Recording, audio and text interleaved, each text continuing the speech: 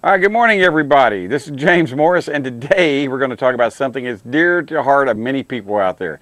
Those oily spots in your driveway, or that constant leak that you've been trying to figure out where it's at for the last year, and the only thing that's happening is your driveway is getting worse, your pocketbook's getting less money in it because you keep spending money on parts to fix it. It doesn't fix it.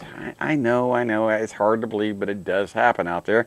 Oil leaks are kind of, well, how's the best way to describe them? They're elusive. That's the best way. Oil leaks, really, you need to go about it in a logical way of doing it. That's the only way I can tell you about oil leaks. First off, you got an oil leak. Is it in the front of the engine, back of the engine? Where is the oil leak at? You need to figure that out. And what area does it seem to be a problem? And what we find, and then once you figure that area out, then you start figuring out what areas can actually cause this leak. If it's in the back of the engine, then what can cause that back of the engine to leak oil? It could be valve covers, could it be the rear main seal, could it be a cam, what could it be? And this is, so you need to know the type of engine you're working on. Whether it's a Chevrolet, a Ford, a Honda, Toyota. They all have different areas that are subject to leaks, and you need to kind of figure out what area it is and how to go about doing it. So the first thing I do is I wash the engine off. I take Purple Power or some soap that's biodegradable, and I'll wash the engine off best I possibly can. Now, I have an advantage. I get to put it on a rack. You may not have that advantage of putting it on a rack, but you might want to try. I know when I was a kid, we'd straddle ditches to look underneath cars. You know, you kind of take a car and kind of straddle a ditch where you crawl underneath it, or put it up on jack stands or what. But you're going to need to wash this engine top and bottom. And if you see an oil leak on the bottom of the engine, of course, where did it come from? On the top. So what I do is I wash the engine off and I start fixing oil leaks at the top of the engine first. If you fix an oil pan leak before you fix a valve cover leak, how do you know that oil pan was really leaking? So you need to fix the one at the top first, because gravity has a way of bringing that oil down to the very, very bottom. So wash the engine off, figure out where you think the oil leak might be, but that's the problem. Everyone, it's sometimes so inconclusive of where the leak may be.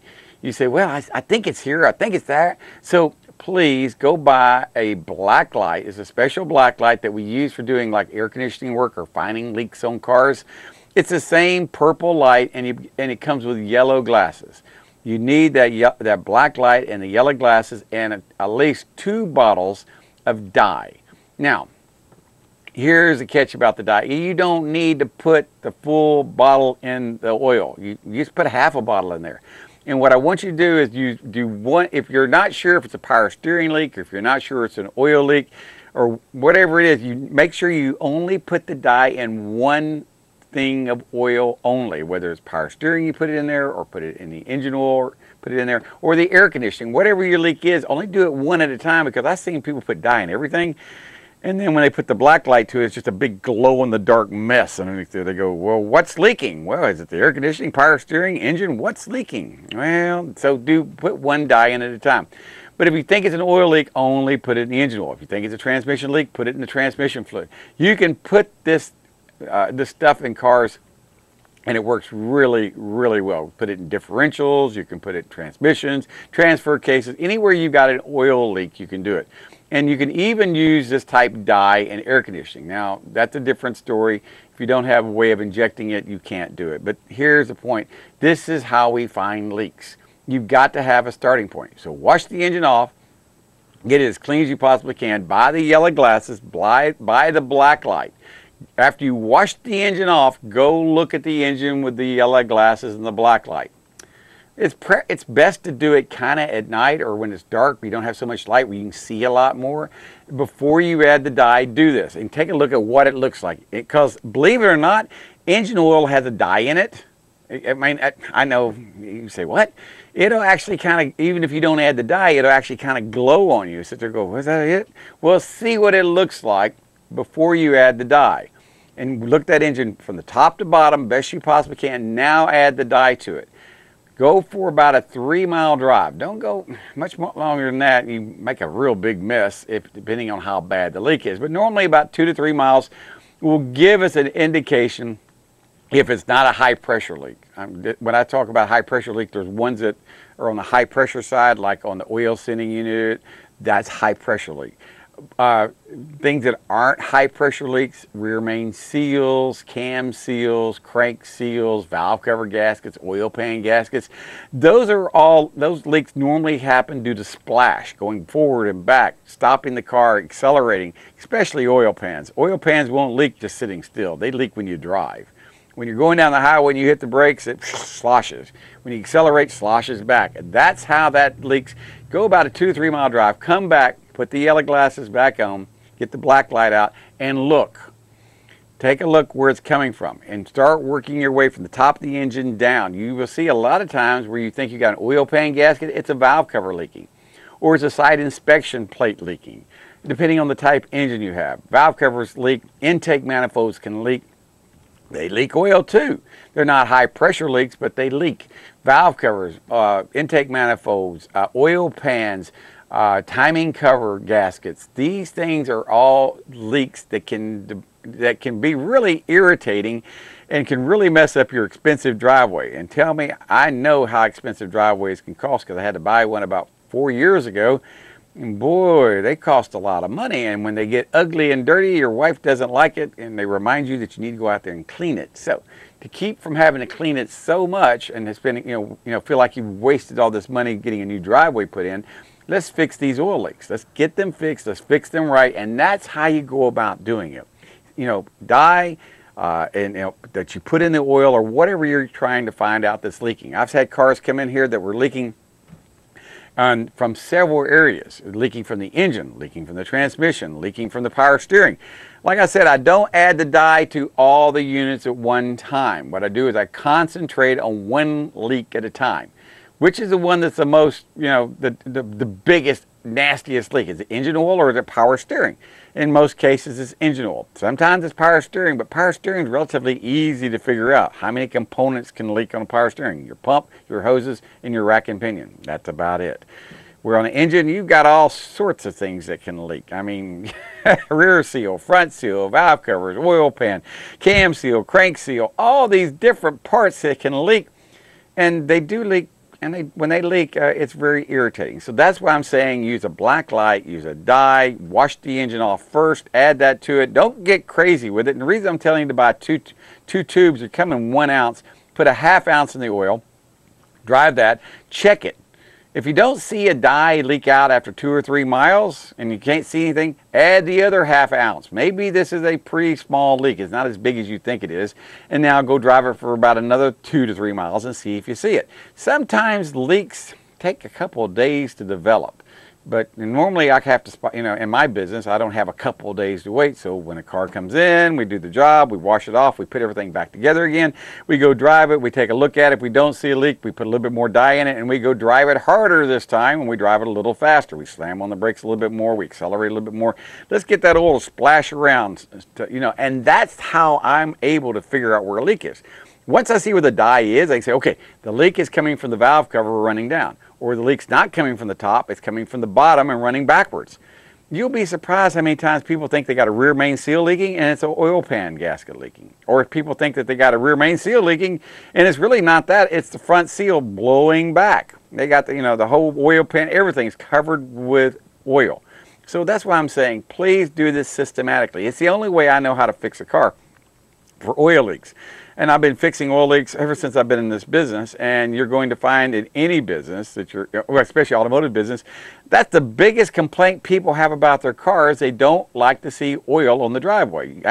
You can ask my wife, if there's a spot on the driveway where she parks her car, she lets me know about it. I know I've had to fix valve covers on her car on the right side, the left side. That's been about her only leaks that she's had on her 2004 car. But when they do come around, you have to take care of them or they only get worse. Now, what causes most leaks on cars? Now, this isn't I guess it's a rhetorical question because you can't answer me. But what causes leaks on cars, believe it or not, is your positive crankcase ventilation system is not working as designed. What? That's exactly right. Your PCV system, positive crankcase ventilation system, is restricted. Well, now, that's not the only reason why cars develop leaks. No, but it is a major component because you get It's not allowed to put negative pressure on the crankcase, and you get positive pressure in the crankcase. And guess what positive pressure does? It makes things leak out the seals. And how many times have we not fixed an oil leak by just changing the positive crankcase ventilation?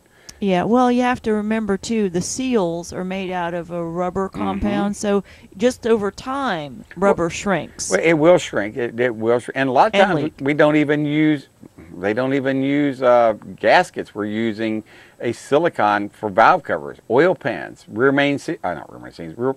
There's a lot of things put together with not gaskets, but with what we call RTV, you know, this silicone that we put around things.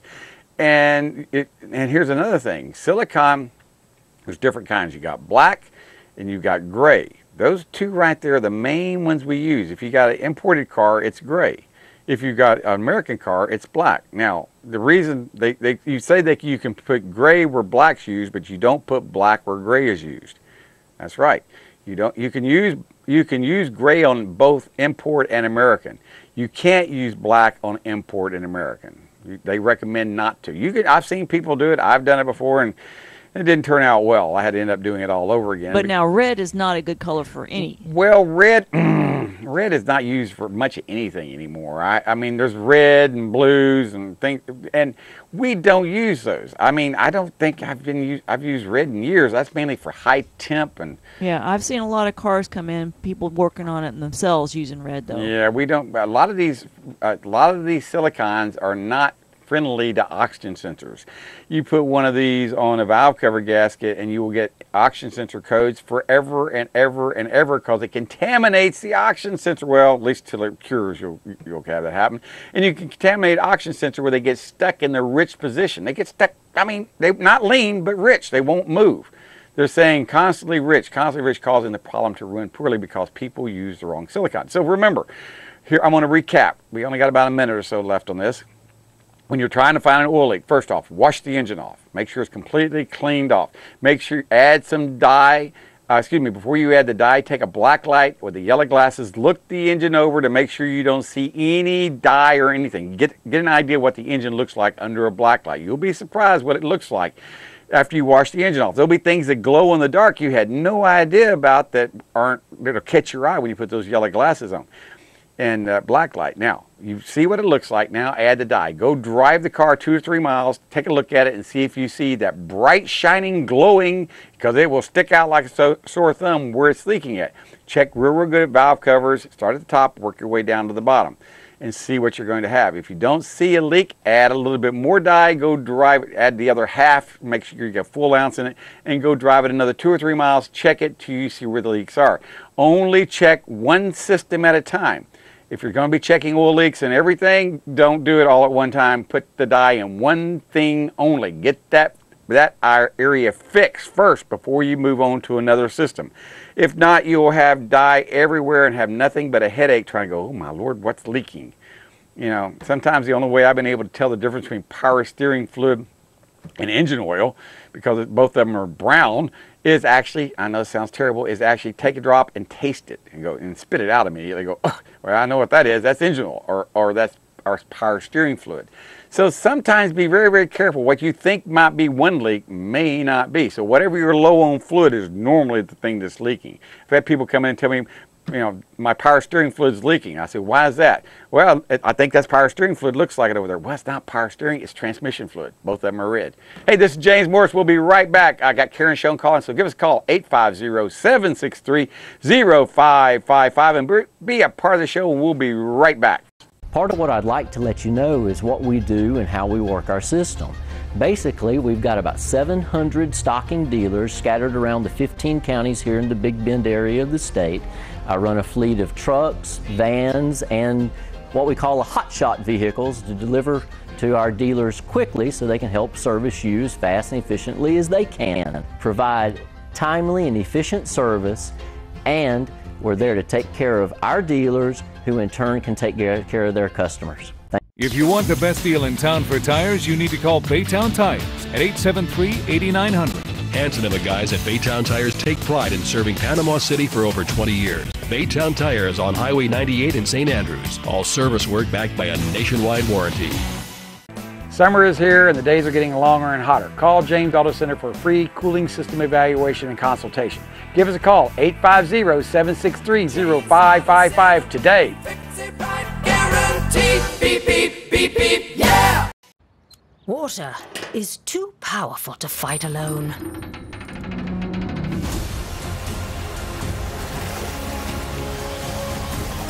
Mr. Router Plumbing. Sink, shower, and toilet emergency drain services. All right, good morning and welcome back. This is James Morris. I got Karen and Schoen calling all the way from Greenwood, Florida. It's up there near Marianne. Anyway, good morning, Karen. How are we doing today? Good morning, and what a historic day yesterday was. What was yesterday? Yesterday was a Supreme Court ruling. Yes, that's right. That actually upheld the fact that the president has the right and the authority, according to the Constitution, to regulate immigration, especially when it deals with national security. I thought that was a no-brainer, but I did. I thought. Why, but somehow it got lost in the translation. Yeah, well, it did. Now, I have a lot of people just go there. I think they have. I remember when Bill Clinton came out, they had Clinton derangement syndrome. People were upset about Clinton, and it went crazy. Then when Bush came out, they had Bush derangement syndrome. Then Obama derangement syndrome. And they were all bad. I mean, they were all too extreme. But the Trump derangement syndrome is to the point of, I believe, it's turning into a pandemic in America. Or maybe it's a pandemic worldwide. I'm using it right. It's a worldwide pandemic. People are just beside themselves. And I was talking to someone yesterday and said, I like him because he's saying the things that I'm thinking. That no one has had the guts to say, or because they're afraid they won't be reelected. But he says things that, well, maybe he shouldn't say, but I think they need to be said. What is your opinion on what's going on in that? I happen to agree with you, and I think we need to maybe take a little step back to the 1970s, when almost exactly the same thing happened. And the sad part is that the Democrats, or I don't even know what to call them anymore, are overrun by the globalists. And the same people who created the riots in the 70s, Bill Ayers, Bernardine Dohrn, they are college professors. True. So they promoted riots in the 70s. What makes us think they're going to do anything different today? And these are the people that are running the show. Well, they're the same people that put Common Core together. Now, I'm not. Maybe I'm wrong. Yes. But now, is not Bill Gates in favor? I mean, is he not pushing Common Core? And is not Common Core a United Nations project that they're trying to get worldwide for everybody? Am I saying that wrong? Exactly. Oh, yes. Okay. And Bill Gates is pushing it, and by pushing it, what he's doing is he's giving grants, he's giving money. Yeah. And he even made a comment that he recognizes, and you're correct, it is the United Nations initiative. It was an agreement that was signed by Microsoft and the UNESCO, that Microsoft would provide all of the software for UNESCO and create worldwide Common Core. So this is a worldwide policy that actually states that education should only be to train people so that they can work. Well, here's the thing that's kind of got me. Now, when I was a kid, my mama said, you need an education no matter what you're going to be. If you're going to be a ditch digger or a mechanic, you need to have an education in that field. You need to know what you're doing. And I said, okay, and that's the way it's going on. And we studied, but now people... The difference is back then you had an education that taught you how to read, taught you how to do math, taught you how to think. Well, Taught you not what to think, but taught you how to use your skills to create, to prioritize, to innovate. That's not taught anymore. Right now, what we're doing is we are one-directional. They determine that a child belongs in a certain X, whatever that mantra happens to be, and that child is just geared for that for the rest of their life. That's it. Well, it's kind of like, maybe I'm saying this wrong, but it's kind of like you have two halves of the brain. You have the part, that's the creative half, and and then you have the analytical side. Well, I think they're trying to make sure that we only use one part of our brain where we don't actually do critical thinking, because that is what seems to be missing from school. They want to say, well, you've got to go 15 steps to be able to add 10 and 12 together instead of just adding 10 and 12. They want you to go through all these different steps. And I think it's only a way it's a boondoggle. It's a way to keep kids from thinking critically. Now, well, what happens when people think critically? They might say, James, I don't agree with you. I think we should do it this way. I want to try it my way. Well, when you do that with 300 million people, what happens? You have 300 million people who think differently. Well, that's unacceptable to the ruling class. Well, it is. They just want people to be able to go to work. Well, it is unacceptable, especially when you have a different agenda. And the agenda that we're talking about is not, remember years ago we were talking about Agenda 21, you and I were talking about it? Yes. And now, and that was for what's happening in the year 2021. And we all poo-pooed and laughed about it. Oh, that'll never happen. Well, it has happened. We've seen a lot of these things, the grants you were talking about. We're seeing cities getting grants and schools getting grants. That's free money that they're able to use the way they want to get done, but it's only to strengthen Common Core. And what's ended up happening is we're dumbing down our children. The Supreme Court's even ruled that police departments can't hire cops that are too smart. Am I wrong when I say that? Didn't they say? No, you're exactly right. Eric Holder, when he was the AG, he said that I think they went to one of the, I think it was Detroit, I'm not 100% sure, but he said that he was upset by the makeup of the police force. It was too white. Yeah, well, and so there were black and brown people in the police force. Well, the problem was the black and brown people weren't scoring high enough on the test. It could be the black and brown people don't want to join. Under normal circumstances, you would say, okay, what's wrong? Where can we go back to so that we can teach you so that you can take the test? So they didn't do that.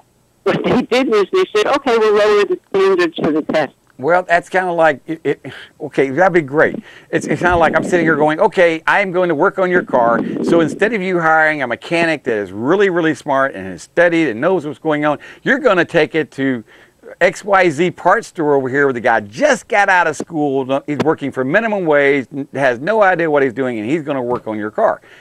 That doesn't make a whole lot, that doesn't sound practical, doesn't sound like it's going to be sustainable or to even work.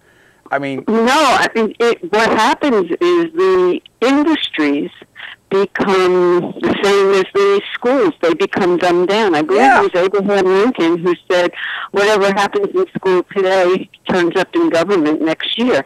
Well, I think, didn't Abraham Lincoln write that on, did he tweet that out? No, he didn't tweet it. He tweeted it out. The sad part is, though, some kids are going to say, who's Abraham Lincoln? Well, a lot of people, believe it or not, they did a little test on millennials the other day. Now, my kids can do quite well on this, but they ask about the three branches of government. Believe it or not, they asked 20 students at random, the three branches of government. 3 people were able to tell the 3 branches of government. Now, that's sad, because I thought that was taught in the 7th grade.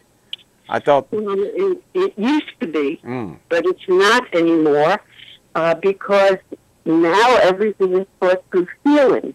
So you have to feel it. You have to be involved in it. You have to be able to identify with it in your realm of reality. Well, how many kids can identify with the history of America in their realm of reality when they're in the 5th grade or in the 7th grade? What realm of reality are they dealing with? Certainly not anything that would add to their reading or their intelligence. Nothing. Well, and it's the skills that are being left out, and that is the logic and reason part of the brain. And unfortunately, the brain, like anything else, when you don't use anything, what happens when you don't use something? Yes, it goes away.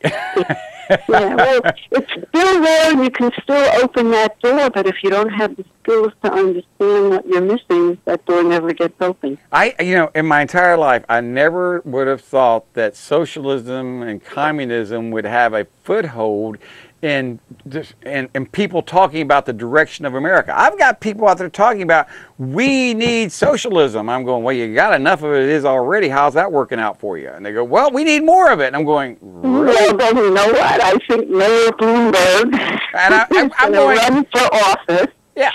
So we can all look forward to a high soda tax because he has determined that soda is bad for you. So his answer to that is, well, if I want to control the people, I'll just put a tax on it. Well, and so then they won't be able to use it. Well, and you know why they to look forward to. And you know what? And you know why they do it. You know why Mayor Bloomberg does this is because it's the same answer that they give everything else. It's for the children. Don't you remember? It's always for the children. We want to stop having fat kids. I'm going, wait a minute. They're trying to. It's like they put a tax on cigarettes. That's a sin tax. They put a tax. This is the sin tax they put on sodas, and it's a regressive tax where people will buy less of it. But what they end up doing is funding their slush funds with it. And of course, that's how they get money. That's exactly right. They didn't have any. It's like Sadowski Trust Fund. That's the one that all the realtors out here love to have. Oh, we need that. It's $1 for every, and what they end up doing, the state steals it from the realtors that they thought they were going to be done for rehabilitating homes, and it just turns into a slush fund and millions of dollars in the state of Florida. It's even Amendment 1 from a few years ago. There's another perfect example of, you know what I'm talking about. Amendment 1 is supposed to be buying property. They're not doing it. They ended up taking that property and using that to help the general fund. You mean the money? The money. Not helping buy land for preservation, to keep from being polluted or things like that. They're just using it in different areas. So I don't know. I think the more politicians we put in the office, the more laws we get, the more corrupt they're becoming. Because they do it right in front of us. It's one of Thomas Jefferson's quote, the bigger the government is, the less freedom the people have. Well, it is. It seems like the more corrupt the government is, the more laws they have out there. I think Cicero wrote that. It seems like we become little hamsters on a wheel running around chasing our tails. Well, that does seem to be the case. It seems like we get up, go to work, go home, and repeat, and wash, rinse, repeat. And our lives just seem to be in a circle, but I think we're getting better. I really do. I think people are starting to wake up and see there's more to life than going to work and coming home and going to work and coming. There's more out there. They need to get involved, and I think people are getting involved. It may not be the way they want to get involved, but they're getting involved. So. Well, this is America, and part of being free is that you have to be able to fight for your freedom. And people waking up and recognizing that they're losing more and more and more and more. I think you are absolutely right from the first premise. President Trump is saying the things that we're all feeling, and that's why he's so successful. I think you're right. On that note, I've got to go. And Karen, thank you so much. We'll see you again this Saturday. I think we're coming to your house for a little soiree. I think yes, we are. Summer is here and the days are getting longer and hotter. Call James Auto Center for a free cooling system evaluation and consultation. Give us a call, 850-763-0555 today. Guaranteed. Beep, beep, beep, beep, yeah.